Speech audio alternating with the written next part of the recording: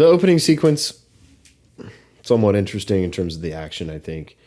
I feel like the Sidewinder being in this movie, yeah, I mean, he's just like a sub-villain. Like I'm not saying he's like filler, because I guess he played a role in the plot. I mean, does he? He serves... And later on, he gives them like information that he needs. Yeah, it seemed like they kind of set him up for something, but then... Well, but he's like ham-fisted in there. So like at the end of like that fight scene when he lets Giancarlo or Sidewinder escape, he says something like, your buyer didn't show up. And Giancarlo's like, I will find my buyer and I will kill him. Or I said that in a Russian accent. He's not Russian. I know, but he's like, I'm going to find out who rubbed me the wrong way.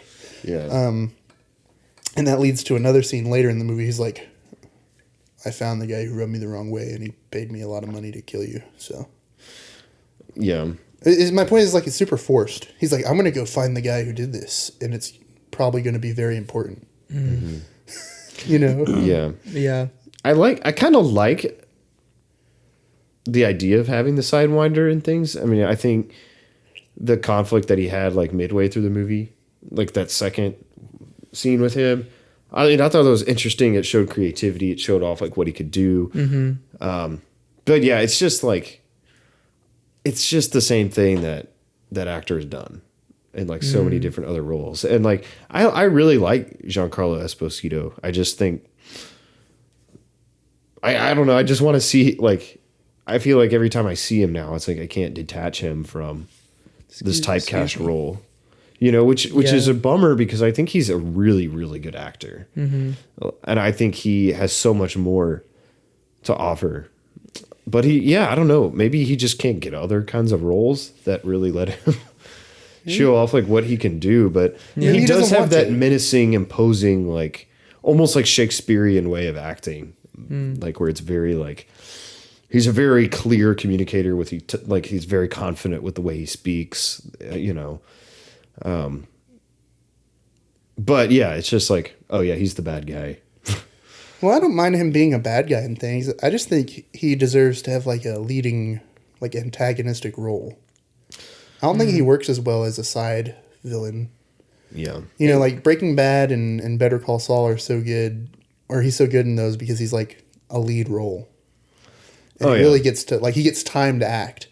Like in this movie is like, he barely is like in the movie. All his lines are stupid. He's like literally just there to drive the plot forward. Yeah. And he's actually, we'll get to it later, but he's like a big plot hole. He's not a character. He's a plot device that knows action moves. It would have been interesting though. What if they did just focus on him as the main antagonist, ignore Harrison Ford's Thaddeus Ross and the Hulk thing, ignore the leader, the main villain, and just focus on him versus Sam? Because I feel like that would be. I think that would have been better for the character. Explore. Yeah. For Sam Wilson's version of Captain America, just this really making your first movie be this big, like thing. I don't know. I think it's like you're tackling a little bit too much for the first version of this character we're supposed to be getting, I guess, right? I don't know. Yeah. The whole movie it's a whole hodgepodge of like almost like could have been good. Yeah. And the Sidewinder, obviously not the greatest villain. I think where the movie, like, I think where it's most interesting is when it's really focusing on like the character aspects. Like we know that Marvel is going to have some pretty decent action sequences, but like really I think what made a movie like The Winter Soldier really great was that I feel like Captain America, like Steve Rogers, was like a person that was like experiencing a lot of things, right? Like this is his first movie that he was in, other than the Avengers, I guess. But this was like his first solo movie after he came out of the ice. Yeah. And he had to deal with his past. He not only like Bucky coming back, but like the implications on how he felt. And They also challenge his worldview. Yeah. And I feel like what he was like pledging his allegiance to even crumbles, and he's having to deal with that. Like up to this point, he's like super loyal to like the government and stuff like that. And they're challenging that. They're like, well, what do you do if the government betrays you? Like, do you still fall in line or do you not? That's why it's so good. We don't get that in this movie. Yeah. I feel like Sam, like the attempt to work on Sam's character, I don't think is as memorable. Because I don't think he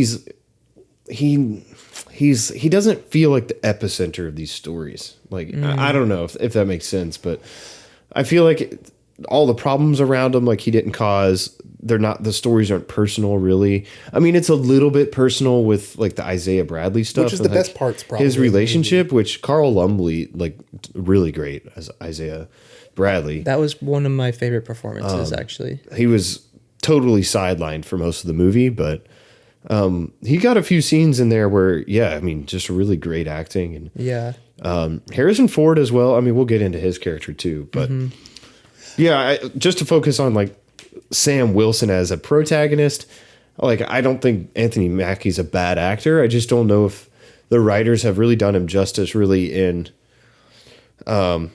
Captain America and the Winter Soldier Yeah, that's where he first shows up. Falcon and the Winter Soldier. That's what I meant to say. Yeah. Falcon and the Winter Soldier, and now this Brave New World. It feels like these stories aren't very personal to him.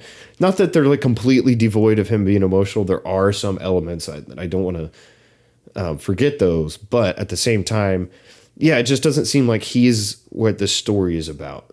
It feels like we're just trying to make a cool action thriller that's trying to say something about society, which it doesn't work if your lead isn't a character. If your lead is like, he's just driving the plot, but he doesn't feel like anything's like personal to him. You know, like he didn't have a guy like Bucky that from his past, you know, that came back and was evil and had to deal with that like Steve did. And he didn't have Peggy, right? He doesn't have like any romantic interests, and he doesn't have like any really close friends. I guess he has like Joaquin Santos, who like is again just I think one of the worst characters in the movie. No disrespect, I just think it's just Joaquin Torres. Sorry. Yeah. Did I say Santos? Maybe that's another person from some other thing that I mentioned. I don't know what that is. Sorry, whoever you are. I didn't want to cut you off, but I just wanted to at least. Anyway, I'm talking a lot. So no, you're talking good. Yeah. I mean, I'm verbally processing this as I'm. I mean, I think to tie to what you're saying, and in the Winter Soldier, we do get Sam's backstory a little bit of like why he's this Falcon soldier, which they've completely ignored since that movie. Because what he had a companion in there, and he got shot out of the sky. Sam says, and so like that's a backstory that you can build off of, you know. And he helps veterans with like physical therapy or something. Yeah, or he was like a counselor. Like, like a mental health counselor. He was leading the group. Yeah, it's like I don't know that those personal elements aren't here in Brave New World really. I mean, correct me if I'm wrong. If you could think of something that's like a personal motivation or drive for him. I mean, other than his general, I mean, I guess, he wants to get his buddy out of prison. Mm-hmm. But again, like, I'm not feeling super emotionally attached to that because Carl Lumbly is like, or Isaiah Bradley, he's sidelined for most of the movie, like in jail. He doesn't really talk about him that much. He's not like a legacy character in the MCU, so we don't honestly know much about the relationship other than a couple episodes on a Disney Plus series. Mm-hmm. And that's like one motivation for him, like doing things, but it evolves into like, you know, this whole big plot, which I think has interesting elements, but we'll talk about that in a minute. Yeah. I just think the only motivations really for him are, I'm just a good guy and I'm Captain America, you know, like nothing like felt personal for him.